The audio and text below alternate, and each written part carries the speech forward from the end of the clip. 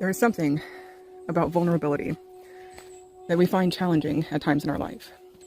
Frankincense is a great oil to help us tap into being vulnerable when it benefits the overall community.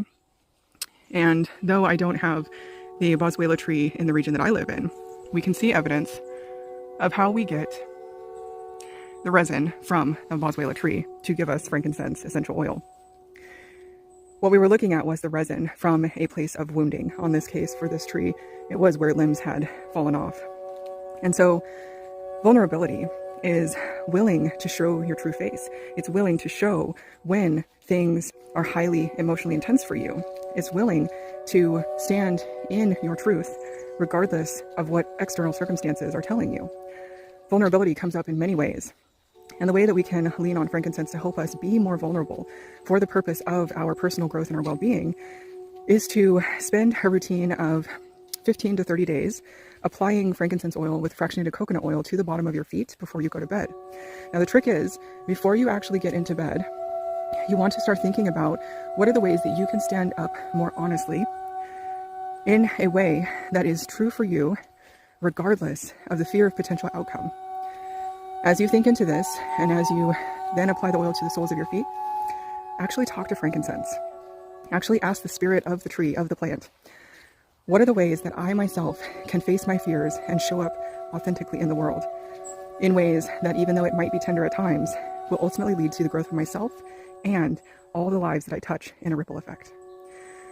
Stay tuned for more ways that you can use frankincense to help your overall well-being. This is another example of resin, but this one appears to be an example that is actually not healthy for the tree, which is why it's important when we harvest materials from our plant ally friends that we do it in respectful, ethical ways. So I noticed the ground, and that's an odd place for that much resin to be. And as I moved up the tree, it didn't take long before I saw the source of where the injury was.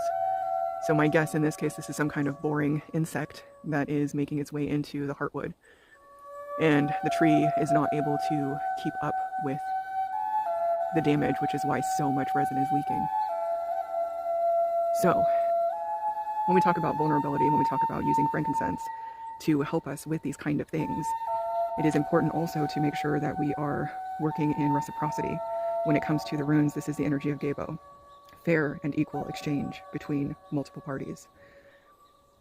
When you are communing with plants, when you are understanding the connection with them, it is always important to be a good steward and a good caretaker.